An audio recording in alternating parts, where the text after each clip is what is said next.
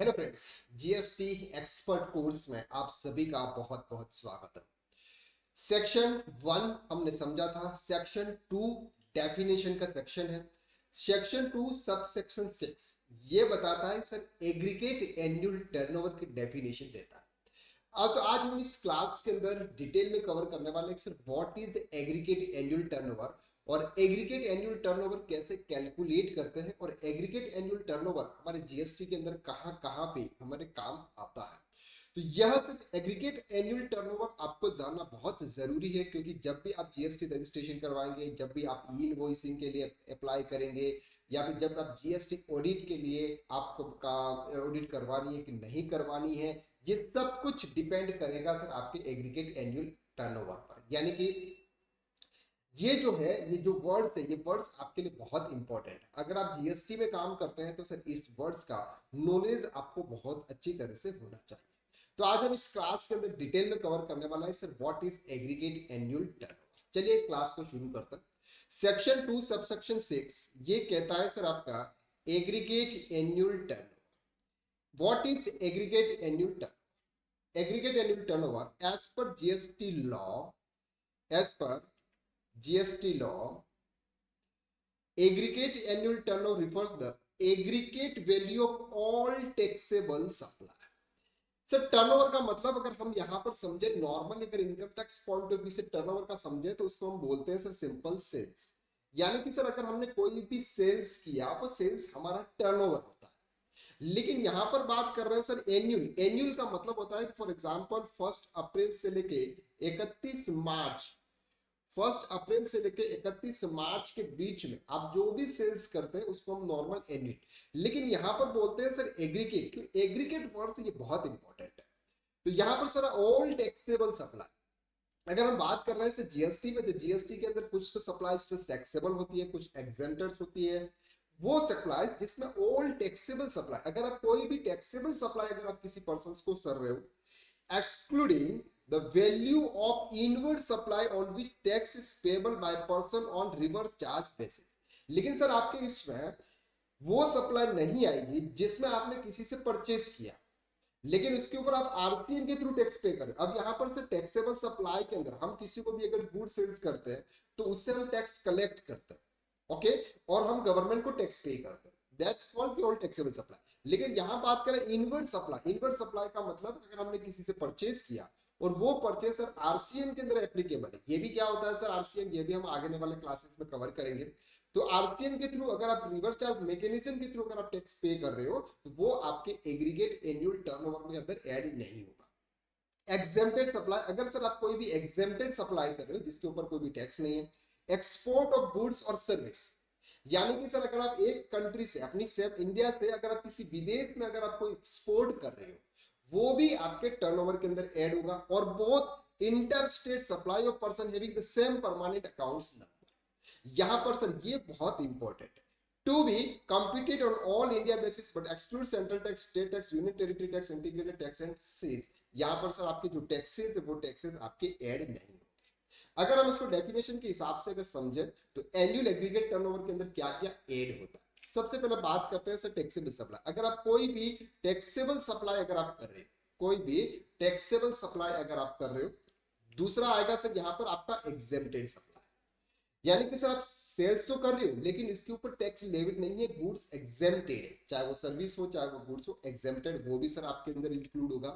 Export of goods, यानी कि sir अगर आपने कोई गुड्स यहां से इंडिया से अगर आपने कोई गुड्स चाइना भेजा तो सर चाइना के अंदर अगर हम कोई गुड्स बेचते हैं तो सर ये एग्जेम्प्टेड गुड्स में आता है, क्योंकि सर ये जो जीएसटी होता है ये डेस्टिनेशन बेस्ड टैक्स होता है। तो जहां पर जीएसटी एप्लीकेबल है तो सर आपका जीएसटी लगेगा, क्योंकि चाइना से हमारा जीएसटी नहीं होता है, इसलिए ये गुड्स जिसको हम बोलते हैं जीरो रेटेड यानी कि एग्जेम्प्टेड की कैटेगरी में आता है। तो ये भी सर आपके सेल्स के अंदर इंक्लूड होगा। And interstate supply by business, interstate supply by business system concern under the same pen or interstate stock transfer of supply between distinct person under the same pen। Sir इसको समझना हमें बहुत जरूरी है कि ये sir supply system concern supply क्या होता है, सेम पेन क्या होता है, इसको हम ध्यान से समझते हैं। फॉर एग्जाम्पल मिस्टर राम एक person, for example mister Ram एक पर्सन है, उसके सर दो बिजनेस है, एक बिजनेस और एक दूसरा बिजनेस। इन दोनों बिजनेस में उसी का पेन नंबर लगा हुआ है। जब भी हम बिजनेस को रजिस्टर्ड कराते हैं उस समय हमें पेन नंबर की रिक्वायरमेंट होती है। तो सेम में सर दोनों में सेम पेन नंबर है, एक ही पेन है, लेकिन दोनों जो बिजनेस है वो दोनों बिजनेस सर अलग अलग है। इसका टर्नओवर अगर हम ये मान के चल रहे कि फॉर एग्जांपल 20 लाख रुपीज है, और इसका टर्नओवर हम ये मान के चले कि सर इनका टर्नओवर है सर 30 लाख रुपीज है।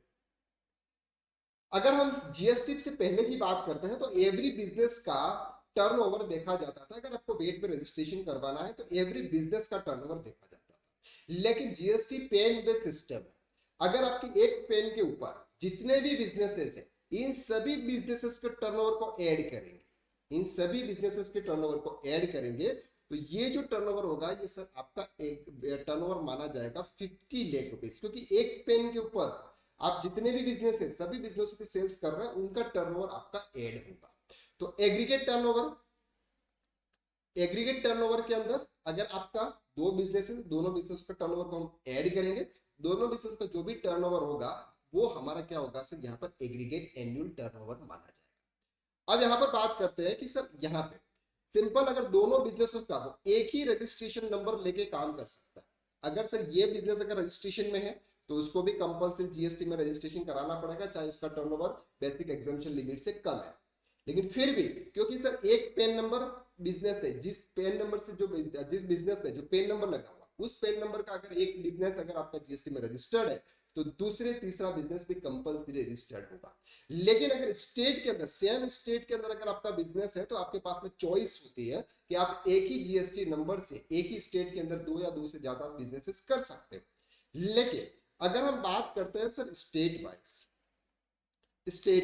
फॉर एग्जांपल सर आपका एक बिजनेस है राजस्थान के अंदर और दूसरा बिजनेस है सर आपका यूपी के अंदर। राजस्थान में भी सर आप ही का पेन नंबर लगा हुआ और यहां पर भी सेम पेन नंबर लगा हुआ। तो स्टेट वाइज हमको रजिस्ट्रेशन लेना है। क्या लेना है सर, स्टेट वाइज हमको रजिस्ट्रेशन लेना है। तो सर यहाँ का रजिस्ट्रेशन नंबर अलग होगा और यहाँ का रजिस्ट्रेशन नंबर अलग होगा क्योंकि सेपरेट स्टेट है। यहाँ पर सर आपका स्टेट राजस्थान है, यहाँ पर यूपी है। तो ये दोनों स्टेट क्या है सर, अलग है। अगर यहाँ पर राजस्थान से यूपी अगर कोई भी स्टॉक ट्रांसफर हो रहा है, क्योंकि सर सेम बिजनेस सेम ही है, तो हम एक स्टेट से दूसरे स्टेट अगर हमको स्टॉक ट्रांसफर करते हैं तो ये भी सर सेल्स माना जाएगा और ये भी आपके एग्रीगेट एनुअल टर्नओवर के अंदर ऐड होगा। यहां तक आपको बात समझ में आई। दूसरा सर यहाँ पर अगर ये दो बिजनेसेस अलग अलग है, इनका भी जीएसटी नंबर अलग है सर और इनका भी जीएसटी नंबर अलग है, ये भी अगर इसको कोई स्टॉक ट्रांसफर करता है या सेल्स करता है तो ये भी एज ए सेल्स माना जाएगा और ये भी आपकी एनुअल एग्रीगेट टर्नओवर के अंदर ऐड होगा। तो डिस्टिंक्ट पर्संस का मतलब होता है कि सर एक ही पेन के ऊपर अगर कोई दूसरा रजिस्ट्रेशन नंबर है तो वो डिस्टिंक्ट पर्संस माना जाता है। और अगर एक जीएसटी नंबर से सेम पेन के किसी दूसरे जीएसटी नंबर को अगर हम कोई स्टॉक ट्रांसफर कर रहे हैं तो उसको ऐसे सेल्स मानेंगे और वो आपके एग्रीगेट एनुअल टर्नओवर के अंदर ऐड होगा। तो यहां पर सर यही बता रहे हैं कि interstate supply by the business to its system concern under the same PAN, एक ही पेन के ऊपर अगर आपके बिजनेसेस है और इंटरस्टेट स्टॉक ट्रांसफर और supplies between distinct person under the same PAN. Distinct person का मतलब हमने आपको क्लियर कर दिया कि एक पर्सन एक ही जीएसटी नंबर से अगर कोई दूसरा एक ही पेन नंबर पे अगर कोई दूसरा जीएसटी नंबर है तो ये आपस में डिस्टिंक्ट पर्सन माने जाते हैं। अब यहाँ पर नॉट है the taxable value exclude those purchase where the person is required to pay tax under the reverse charge mechanism। अब से ध्यान से समझना सर, अगर हम किसी पार्टी से गुड्स परचेज कर रहे हैं, अब सामने वाली पार्टी सर हमसे टैक्स कलेक्ट नहीं कर रही है और उन्होंने बोला कि सर आप ही डायरेक्ट गवर्नमेंट को टैक्स पे कर देना। जैसे फॉर एग्जांपल हम बात करते हैं ट्रांसपोर्ट में, तो सर जो आरसीएम के थ्रू अगर हम टैक्स पे करते हैं वो आपके एग्रीगेट एनुअल टर्नओवर के अंदर ऐड नहीं होगा। लेकिन sales that are subject to reverse charge must continue form part of the taxable supply in the aggregate annual turnover। लेकिन हम ऐसा सेल्स कर रहे हैं जो आरसीएम के अंदर एप्लीकेबल है, सामने वाला पर्सन गवर्नमेंट को टैक्स पे करेगा, हम सामने वाली पार्टी से टैक्स कलेक्ट नहीं कर रहे हैं, तो वो आपके एग्रीगेट एनुअल टर्नओवर के अंदर ऐड होगा। क्लियर हो रहा? तो जब भी आप एनुअल एग्रीगेट टर्नओवर अगर आप कैलकुलेट करें तो एनुअल एग्रीगेट कैलकुलेट करते समय एक तो आप जो टैक्सेबल सप्लाई है वो भी सर आपकी आएगी, एग्जेम्प्टेड सप्लाई अगर आप कर रहे हैं वो भी आपके अंदर इंक्लूड होगी। एक्सपोर्ट ऑफ गुड्स और सर्विस यानी कि अगर आप अदर कंट्री में अगर कोई भी सप्लाई कर रहे हो वो भी आपके अंदर आएगा। इंटर स्टेट सप्लाई कर रहे हो सेम पेन के दूसरे जीएसटीएन नंबर पे, वो भी सर आपके अंदर इंक्लूड होगा। और दूसरा, एक ही स्टेट के अंदर एक ही पेन के ऊपर अगर दो जीएसटीएन नंबर है, एक जीएसटी से दूसरे जीएसटी को अगर आप ट्रांसफर कर रहे हो तो वो भी इसके अंदर इंक्लूड होगा। और ऐसा सेल जिसके ऊपर आरसीएम एप्लीकेबल है वो भी सर आपके एनुअल एग्रीगेट टर्नओवर के अंदर ऐड होगा। तो एनुअल एग्रीगेट टर्नओवर का मतलब सर आपको इजीली समझ में आ गया कि एक ही पेन के ऊपर अगर दो या दो से ज्यादा बिजनेसेस है, दो सभी बिजनेसेस को टर्नओवर को हम ऐड करेंगे और उसको हम बोलेंगे एग्रीगेट एनुअल टर्नओवर। अब एग्रीगेट एनुअल टर्नओवर से कहां कहां पे हमको काम आता है, तो यहाँ पर अगर हम बात करते हैं नॉर्मल जीएसटी रजिस्ट्रेशन में, नॉर्मल जीएसटी रजिस्ट्रेशन का मतलब होता है कि सर अगर हमको जीएसटी में रजिस्ट्रेशन लेना है तो normal GST registration aggregate turnover in the financial year, आपके फाइनेंशियल ईयर का एग्रीगेट टर्नओवर यानी कि प्रीवियस ईयर का जो भी टर्नओवर है वो हमें यहाँ पर देखना होता है। GST registration as a composite composition taxable person, तो वहां पर भी सर आपको एग्रीगेट एनुअल टर्नओवर देखा जाता है।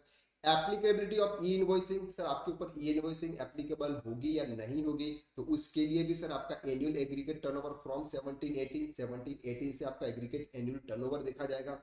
जीएसटी ऑडिट बाय सीएसीए में, सर अगर आपको जीएसटी ऑडिट करवानी है तो ऑडिट भी सर आपकी एग्रीगेट एनुअल टर्नओवर पर डिपेंड करती है कि आपका एग्रीगेट एनुअल टर्नओवर अगर 5 करोड़ रुपीज से ज्यादा है तो आपको जीएसटी में ऑडिट करानी है, अगर इससे कम है तो आपको नहीं करानी है।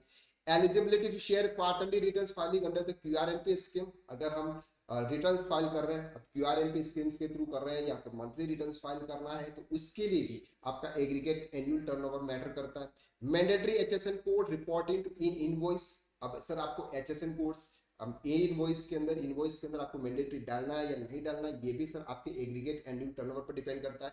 और levy of tax the composition scheme, यानी कि आप कंपोजिशन स्कीम्स के अंदर किस तरह से टैक्स चार्ज करोगे या नहीं करोगे, ये भी आपके टर्नओवर इन द स्टेट के ऊपर डिपेंड करता है। तो एग्रीगेट टर्नओवर जीएसटी का सबसे बहुत इंपॉर्टेंट वर्ड्स है जो डेफिनेशन के अंदर सेक्शन 2 सबसेक्शन 6 की हम यहाँ पर बात कर रहे हैं। तो हम डेफिनेशन सेक्शन 2 को पढ़ रहे हैं, जीएसटी सीजीएसटी एक्ट 2017, जिसके अंदर सेक्शन 2 सबसेक्शन 6 को हमने कवर किया।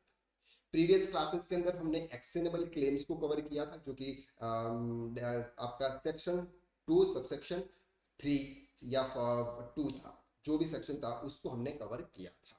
आई होप कि आपको यहाँ तक इजी तरीके से समझ में आ रहा है। अगर आप हमसे जुड़ना चाहते हैं यानी ये जीएसटी एक्सपर्ट कोर्स अगर आप ज्वाइन करना चाहते हैं जो कि फ्री ऑफ कॉस्ट है, तो आप हमारे व्हाट्सएप ग्रुप से आप ज्वाइन कर सकते हैं, इसकी लिंक आपको डिस्क्रिप्शन के अंदर दे रखी है।